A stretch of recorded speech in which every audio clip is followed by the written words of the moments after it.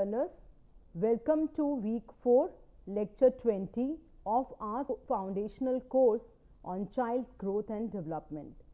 And lecture 20 we are going to discuss educational implications of language development. We will cover language development, a brief summary of the language development, implications for parents and family, implications for caretakers, implications of language development for teachers and for school, and there are certain references for your further studies. Dear learners, in our previous lectures we discussed in details about how a child learns language, different theories of language development, concept of bilingualism and multilingualism, and also NEP 2020 and its recommendations regarding language. In today's lecture, we are going to see brief review of language development, what it means for education. Many people assume language development is only about speaking clearly or learning new words, but in reality, language is the main tool through which children understand instructions, express feelings, ask questions, participate in class, build friendships, and later learn to read and write. In simple terms, language is the bridge between a child's thinking and a child's learning. Now, why is this topic important for parents, caregivers, family members, teachers, and schools? Because every environment where a child grows, home, playground, classroom, either supports language development or unintentionally blocks it. A child who receives rich conversation, storytelling, responsive listening, and encouragement usually develops stronger communication abilities. On the other hand, when children get fewer opportunities to talk, are frequently corrected harshly, or are expected to just understand, they may fall behind, not because they lack intelligence, but because the language support around them is insufficient. In the classroom, this becomes very visible. Sometimes a child is labeled as quiet, weak, slow, or even naughty, when the real difficulty is that the child is struggling to understand classroom language or express ideas confidently. And once language becomes the medium of learning, especially after the foundational years, children with weaker language skills may face difficulties in almost every subject because they cannot fully access what the teacher is teaching. Let's briefly summarize language development. Language development refers to the natural process through which children acquire, understand, and use language to communicate. It includes learning to listen, understand meanings, produce sounds, speak in sentences, read as well as write. It is a continuous, orderly, and interactive growth of a child's ability to use language for thinking, expressing his or her ideas, socializing with other peers and adults, and learning. So it includes both receptive language, understanding spoken words, and expressive language, producing speech, and is closely connected to cognitive and social development. Language development progresses in an orderly sequence from crying and babbling to words, sentences, and later complex grammar, guided by biological maturation and environmental stimulation. You can see the kids, infants crying, interacting, using sentences. What are the educational implications of language development? Language development plays a crucial role in children's overall learning, academic success, and social emotional growth. Understanding its implication helps parents, teachers, and schools create environments that support strong communication skills. Implications of language development and learning. Languages create a medium for the study of every discipline of human endeavor. Without a language, there would be some problems in the study of any academic discipline. So, language is indispensable for any form of learning. The school has every need for the study of languages if the school aspires towards effective transmission of knowledge. Let us first discuss implications in general, then specific roles of teachers, parents, caretakers. The school therefore has the following tasks to undertake regarding learning of language. Every learner should be encouraged to study one or more languages. The importance of a language for communication and study of other disciplines should always be stressed. The school should make the study of language compulsory for every learner. The study of indigenous and official languages should be considered by the school as important and paramount in the study of other subjects in and outside the school. This should always be pointed out and stressed to the learners so that they would be encouraged and motivated to put more interest and effort in the study of one or more languages. Next, the school should encourage the teaching of language with tangible experience. This is done with teaching aids such as charts, maps, photographs, and book illustrations. Even there are language labs nowadays. Since language develops with maturity, the teaching of any language to a young person or a beginner should start with simple and common words.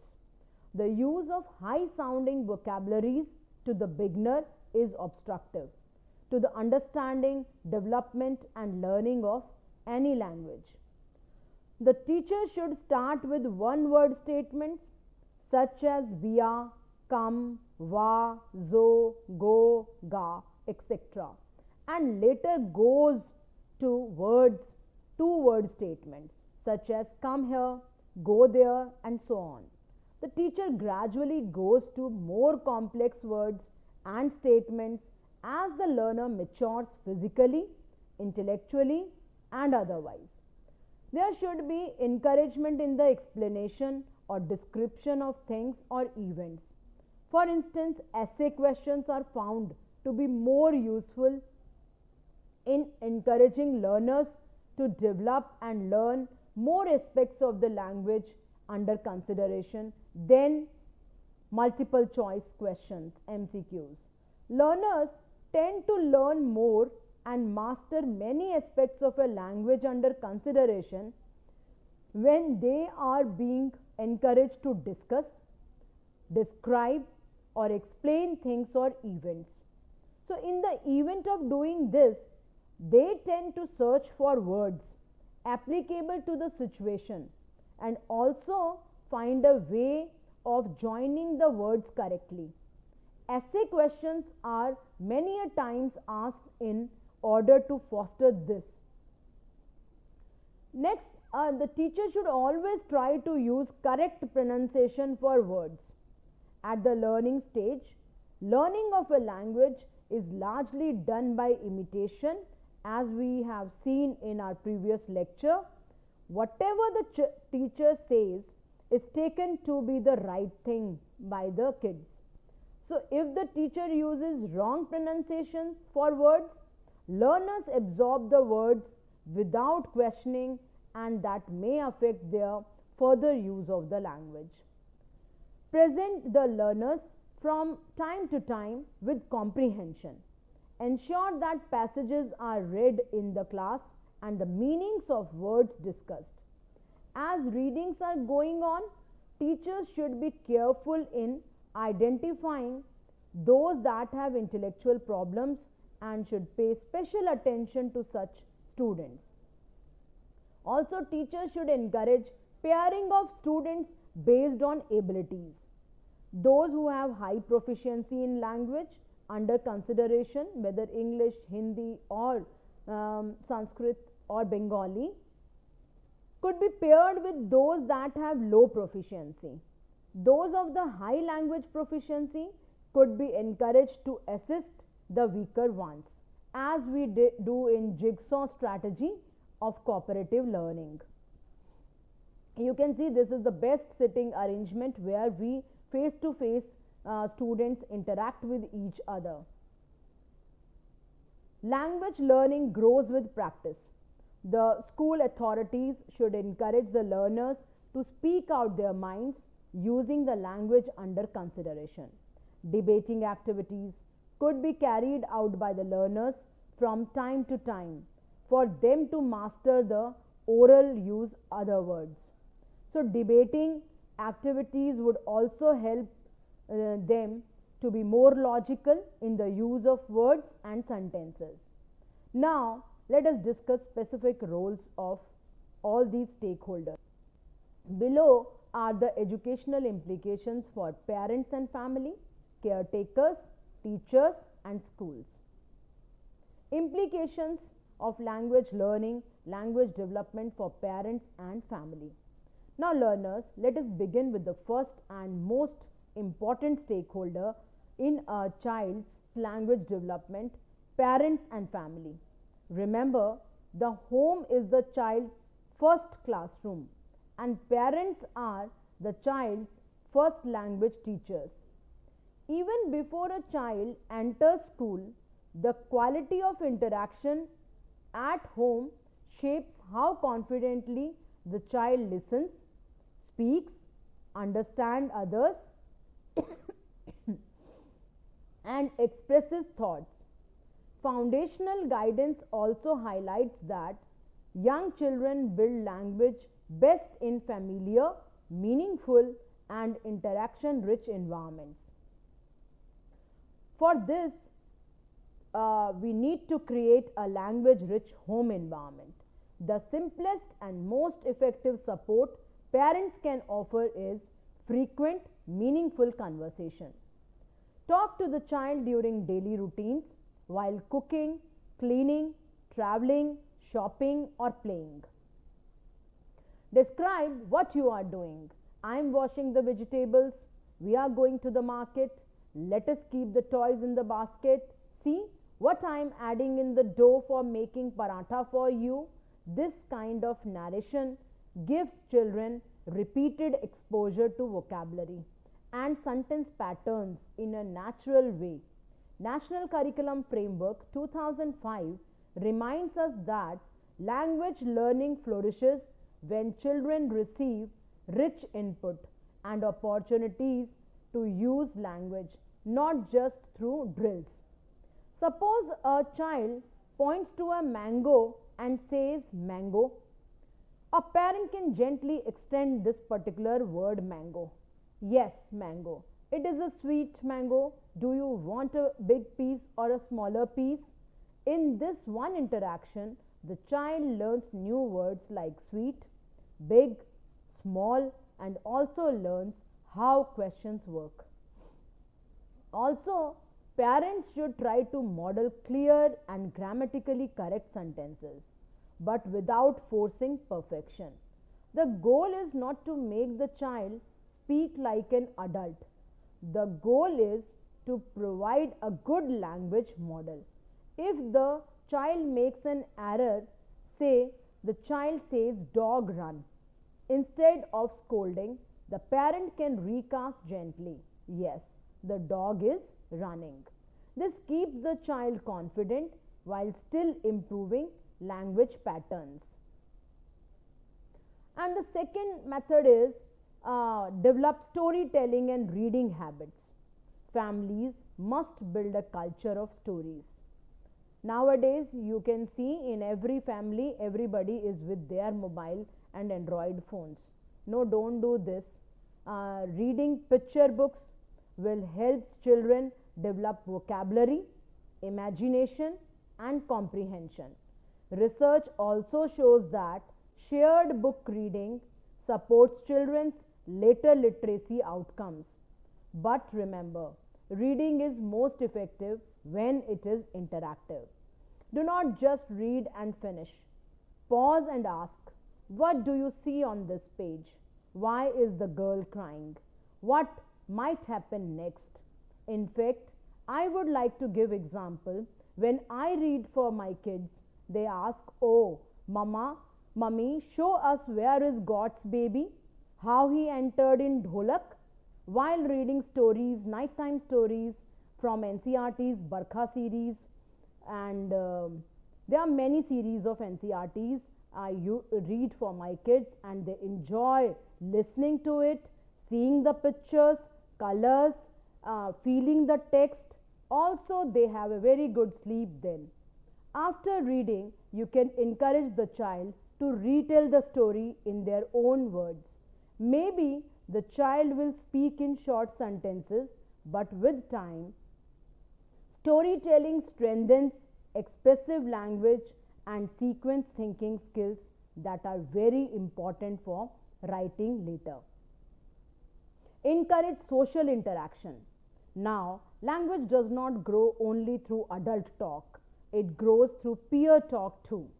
Families should give children opportunities to interact with siblings, cousins, neighbors, and friends.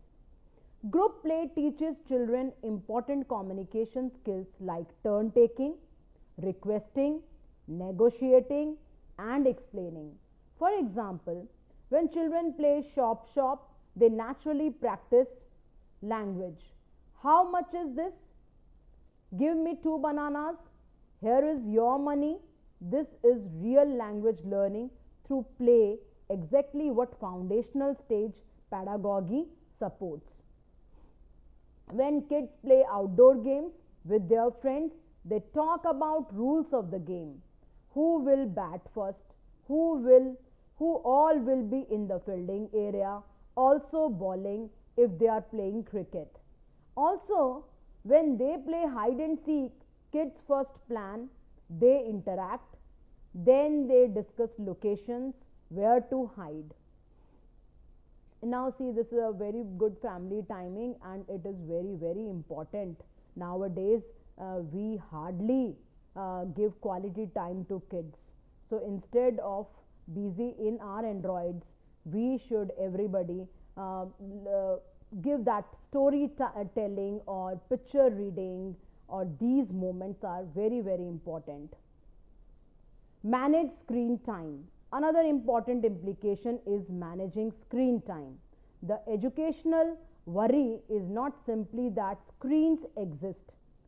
It is that screens may replace real human interaction, which is essential for language growth.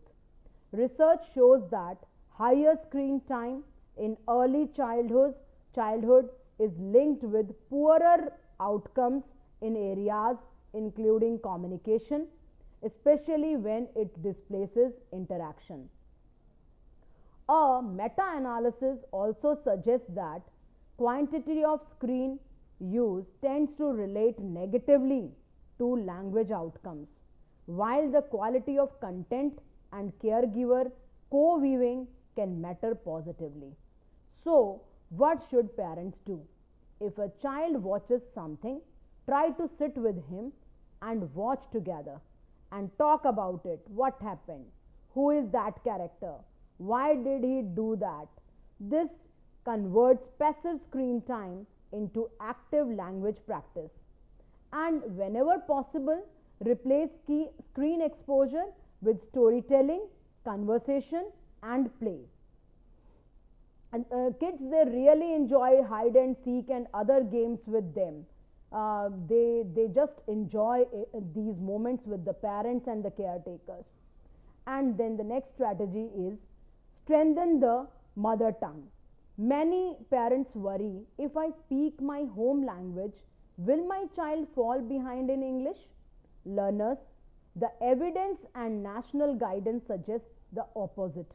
A strong foundation in the home language, that is your mother tongue, supports thinking and concept building and can help children learn additional languages more effectively. NCF for foundational stage strongly recommends that early interactions and learning should happen predominantly in the child's home familiar language during the foundational years. UNESCO also emphasizes that mother tongue based education supports inclusive and meaningful learning in early childhood. So the message is, use the home language confidently and introduce additional languages gradually and meaningfully through stories, songs, and daily conversation. Positive emotional security and encourage speaking. Finally, language develops best when children feel safe. A child who is regularly mocked, compared, or pressured may stop speaking. Therefore, parents should create an emotionally supportive environment, listen patiently, encourage attempts, and avoid harsh criticism. When children feel emotionally secure, they are more willing to communicate, ask questions, and express ideas. This supports both learning as well as social development. Now we will see the implications for caretakers. Let us move to the second important group, caretakers. Caretakers may include grandparents, Anganwadi workers, babysitters, daycare staff, or anyone who spends significant time with the child. Many times caretakers think their job is only to look after the child, feed them, bathe them, keep them safe. But from a developmental perspective, caretakers do something much bigger than these formalities. They shape the child's daily language experiences. In fact, for some children, caretakers may spend more waking hours with them than parents do. So, caretakers play a key educational role in building listening skills, vocabulary, confidence to speak, and socially appropriate communication. Let's understand what caretakers can do in very practical day-to-day ways. First, responsive communication. The first responsibility of a caretaker is to be responsive. That means when a child makes any attempt to communicate through a look, pointing towards something, a sound, a partial word, or a full sentence, the caretaker should respond warmly and meaningfully. For example, if a toddler points to a bottle and say boo, a helpful caretaker does not ignore it or just hand over the bottle silently. Instead, they respond, yes, bottle. You want your bottle? Here it is. This simple response teaches word meaning and sentence patterns. Use everyday routines as language opportunities. Now learners, one very important point, language teaching does not require extra time, special books, or any therapy, expensive tools. No, in larger families, in big families, it was a very obvious thing. Nowadays, because of the nuclear families, or in fact parents are in their jobs and child is alone without any sibling also, these become a learning thing. Caretakers, they can turn daily routines into language learning moments. Think of the day, meals, bathing, dressing, cleaning, walking, playtime, each is full of words and actions. During dressing, the caretaker can say, let's wear your blue shirt. First arm first, now second arm, button up. During meals, this is rice. It's hot. We will blow it. Now we eat slowly. During bathing also, sing songs, or you can say water is warm, see, feel it, soap makes bubbles. Let's wash hands, legs, face, and it's done, and they enjoy these rituals. Then it doesn't become a formality. Many students, many kids, they cry when they used to bathe, but when you talk to them and when you sing songs, it becomes a very good moment for them. These simple narrations build vocabulary and help children connect words to real experiences, exactly what foundational stage guidance encourages. Learning through meaningful context and interaction, not rote repetition. Use Encourage social play. Another major responsibility of caretakers is facilitating social play. Language is not only for naming things, it is also for social communication, turn taking, negotiating, requesting, and explaining. In child development, the social use is called pragmatics, and it is essential for school readiness. Caretakers can support this by encouraging cooperative games, building blocks with two children, pretend play like kitchen kitchen, doctor doctor, shop shop. Usually kids do that. Ball games that require turn taking. So learners' social play is not time pass, it is real communication training. Observation and early identification, very important role of parents as well as caretakers. Now let us talk about a caretaker's important role in early identification. Caretakers often notice changes early because they observe the child daily. If a child consistently does not respond when called, shows very limited speech compared to peers, gets frustrated while trying to communicate, seems unable to follow simple instructions even after repeated exposure, then the caretaker should not dismiss it as it will be fine later. Instead, inform parents gently and suggest observation and support steps.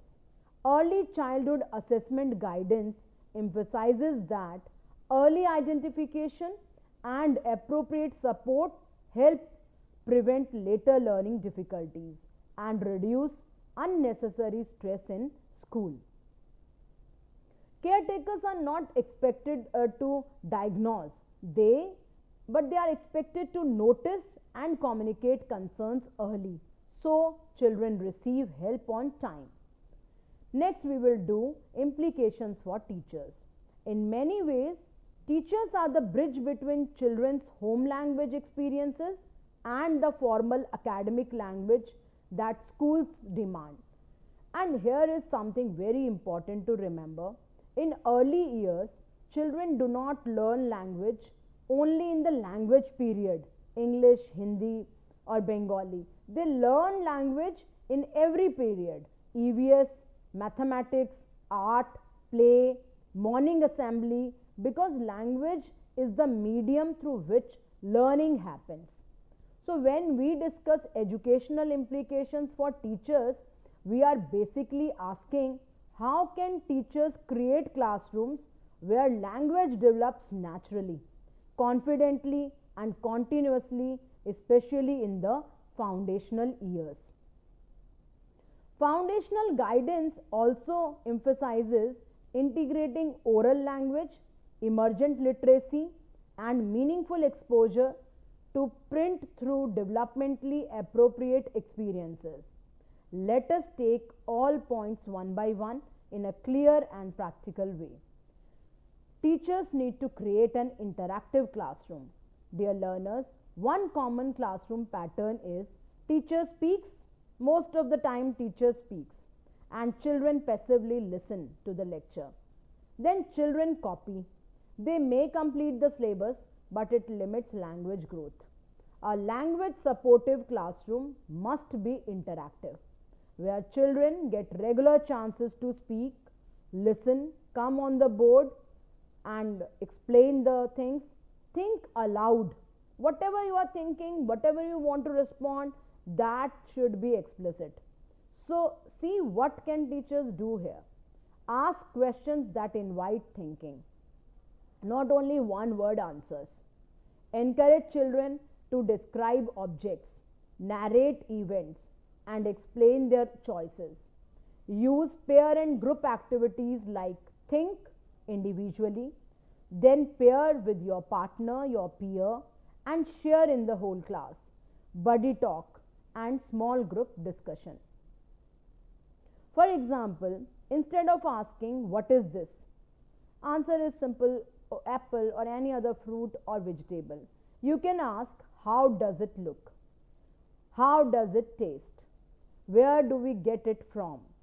Now children are practicing vocabulary, sentence building, and reasoning language skills needed for later writing. NCF 2005 stresses the need for an input-rich communicational environment where children actively engage with language rather than only memorizing it. Next, teachers can do is integrated language teaching. Now learners, another strong implication for teachers is do not teach language in isolated compartments. In real life, children do not first complete listening, then speaking, then reading, then writing. These all develop together simultaneously. For example, after a story, children listen to the story, discuss characteristics, identify familiar words on the book cover, draw a scene, and write one relevant word like tree or house. This is integrated language learning. Teachers can provide multisensory experiences. Many young children, especially in the foundational stage, learn best when language is supported by visuals and objects. A teacher's words become clearer when children can also see, touch, and experience. If you as a teacher or parent, when you tell a story, they always ask, "Where is the picture? Can I see that? How elephant looks?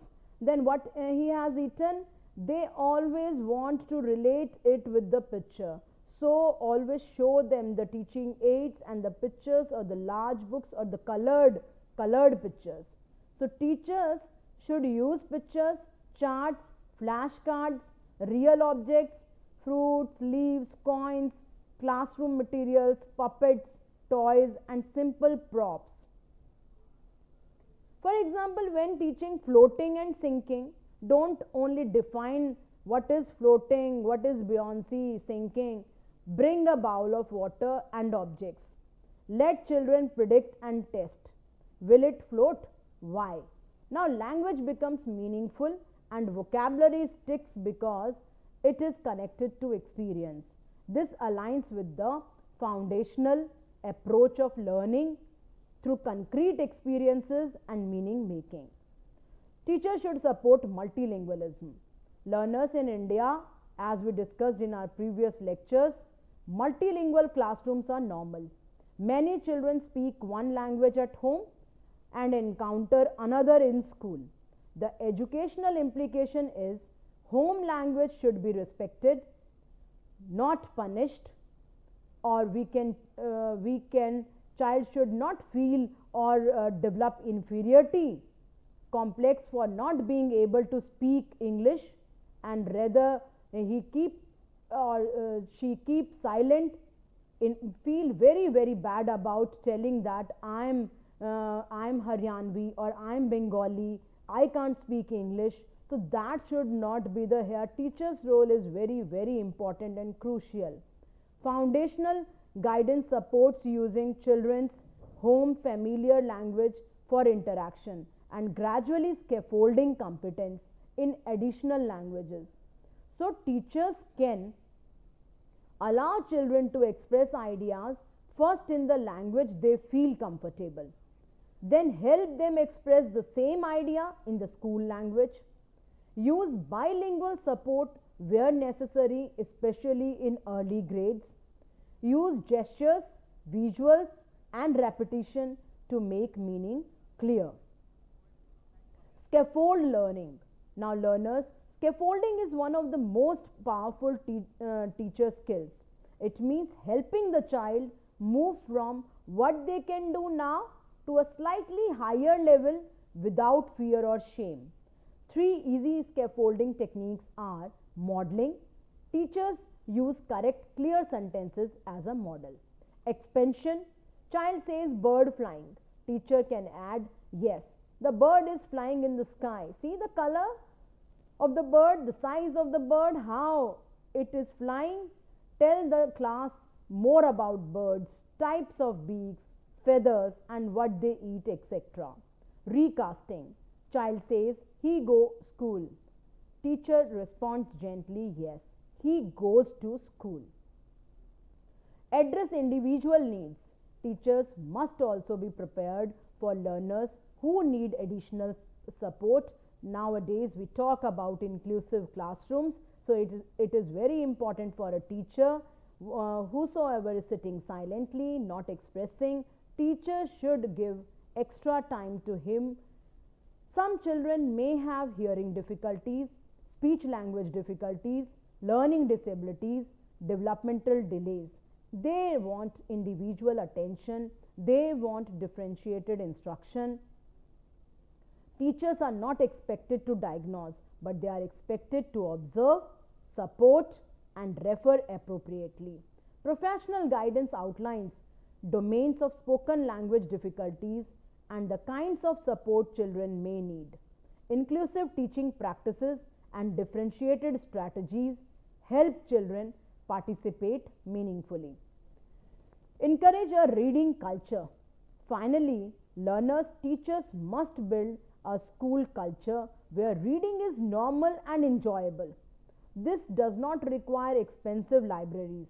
Even a small reading corner with a few picture books, children's storybooks, and charts can create strong habits.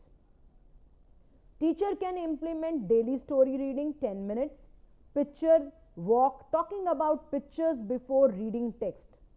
Book rotation, children take turns selecting books. Research supports shared reading and dialogic reading approaches for improving children's language and literacy outcomes. Here, I would like to give example from Professor Krishna Kumar's speech. He was director of NCERT on habit of reading books. It is reducing nowadays. Students search Google rather than going library and reading from a hard copy. He emphasized when we read from books or printed material, we turn pages, we touch the pages, feel the page, feel the texture, we see images. Actually, we think and talk with the story. And I can relate fully with Professor Krishna Kumar saying we need to develop that culture among our students. So, what are the implications for school now? This is very important because even if a teacher is highly motivated, the teacher's work becomes easier and more effective when the whole school culture supports language development. Think of it like this: children learn language not only from lessons but from the environment. The school environment, how adults talk to children, how safe children feel to speak, what resources are visible, how reading is encouraged, and how support is provided directly influences children's language growth and learning readiness. Let us go point by point in a practical way. Develop a language supportive environment. First, school should create an atmosphere where children feel free to speak without fear. Many children stay silent not because they don't know, but because they feel anxious about making mistakes. The NCF 2005 emphasizes creating an input-rich communicational environment where language learning happens through meaningful interaction, not through fear or rote repetition. So, what does a language supportive school look like? Children are encouraged to ask questions. Mistakes are treated as part of the learning. Teachers and staff speak respectfully with children. Classrooms and corridors, they display children's drawings, labels, and simple words. While stepping through corridor, I still remember my KV Kendra Vidyalaya days. These broad, wide corridors teach us a lot about language. So while stepping through corridor during school lunch with friends, students look towards the posters, images, wallpapers, and any other notice on walls or notice board, and they talk about it, discuss the due dates, who can participate, etc. They appreciate the paintings, listen to friends, listen their views. So these corridors become important place, although for few minutes, yet crucial for language learning. Even small steps like labels on objects, doors, window, bottle, display boards for new words of the week, and children's writing displays make language and print visible and inviting. Schools can promote early literacy programs. Second, the school should actively promote early literacy but in a playful, developmentally appropriate way. The foundational stage framework strongly supports integrating oral language, emergent literacy, stories, and print exposure rather than forcing early formal textbook heavy methods. School level programs can include phonological awareness games, rhymes, syllable clapping, sound play, storytelling festivals and story of the week, book fairs, reading weeks, library days, language clubs or speaking circles. So the key message is early literacy should feel like joyful practice, not a stressful testing. Then training and professional development. Third, school must invest in teacher training. In-service teacher training programs should be there. Many teachers want to support language development but may not have been trained in language-rich classroom practices, inclusive strategies for children with communication needs, multilingual scaffolding, and early literacy pedagogy. NEP 2020 emphasizes strengthening foundational learning and improving teacher capacity through continuous professional development. Similarly, NCF for foundational stage encourages teachers to use appropriate methods, stories, play, interaction, and scaffolded learning suited to early childhood. Assessment and monitoring. Now, dear learners, this is one of the most sensitive school responsibilities, monitoring children's language development. The goal should never be labeling children as weak or slow. The goal is early understanding and early support. Early childhood assessment guidance clearly argues that assessment should be used for a clear purpose, mainly to improve learning opportunities, and should avoid harmful, high stakes or inappropriate use in early years. Collaboration with parents.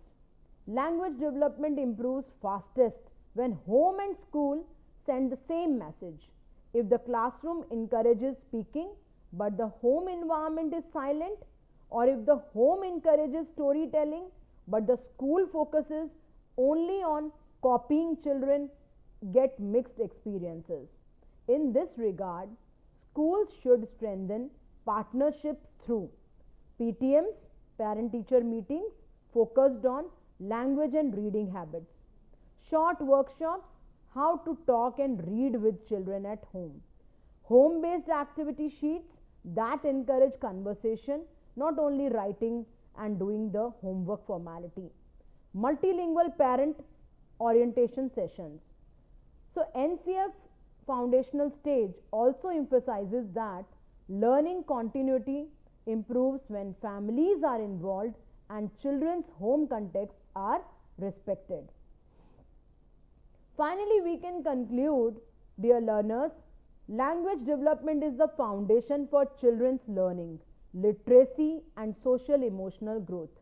Early listening and speaking skills help children understand instructions, express ideas, participate confidently, and succeed across subjects.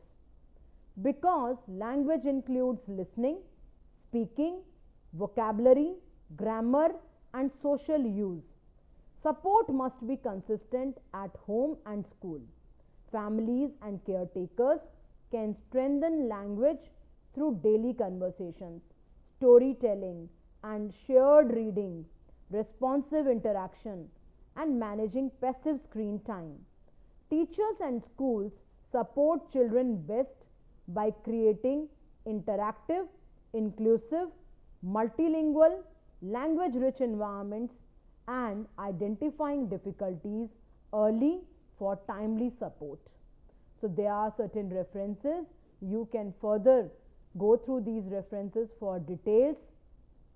Thank you and happy learning.